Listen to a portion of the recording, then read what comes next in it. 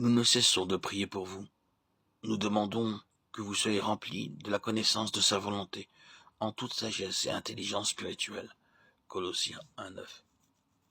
Paul et ses collaborateurs priaient pour que les Colossiens soient remplis de la connaissance de la volonté de Dieu, en sagesse et intelligence spirituelle. L'intelligence spirituelle est intuitive. Elle est une vision intérieure qui perçoit, saisit, dans le sens d'apprécier, d'évaluer et de définir. Elle assure et convainc, produit l'assurance, discerne ce qui est de Dieu ou ce qui ne l'est pas. Elle donne une compréhension intérieure vivante des choses divines. Les pensées, les intentions, la volonté de Dieu sont révélées dans l'esprit, mais peuvent au commencement n'être pas toujours claires pour nous.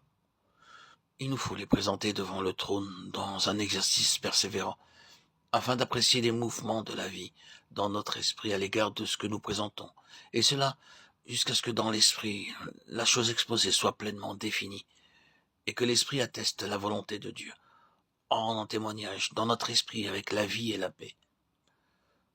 La pensée de l'esprit est vie et paix.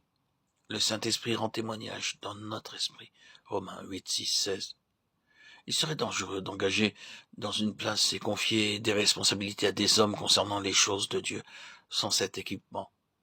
Ce serait engager les croyants dans les choses de l'homme pour lesquelles nous n'aurions jamais la vie.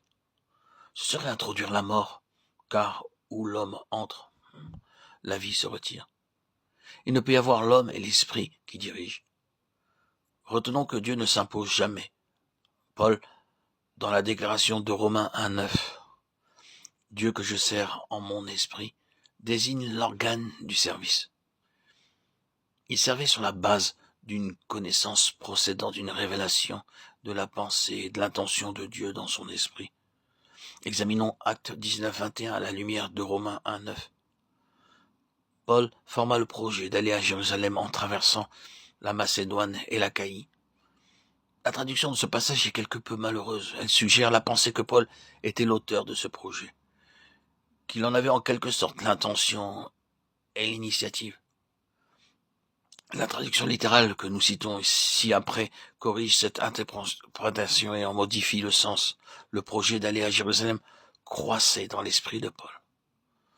Tout d'abord est mentionné l'esprit, l'organe où reposait ce projet et où siège l'esprit de vie. Ensuite, le projet croissait. Cela montrait deux choses. La première, c'est que la croissance de cette pensée donnait assurance et conviction dans l'esprit de Paul. La seconde, ce qui croit grandit, est le propre de la vie divine. Ainsi, la vie accompagne toujours ce qui vient de Dieu. Elle procure un sentiment de paix, de sécurité et de repos. Ésaïe 32:17. C'est par un examen approfondi devant lui dans la prière que nous apprenons à discerner si la vie se tient avec nous et porte notre esprit à l'égard de ce qui est présenté. Nous accordons un sens vivant et de totale liberté dans notre homme intérieur pour nous y engager.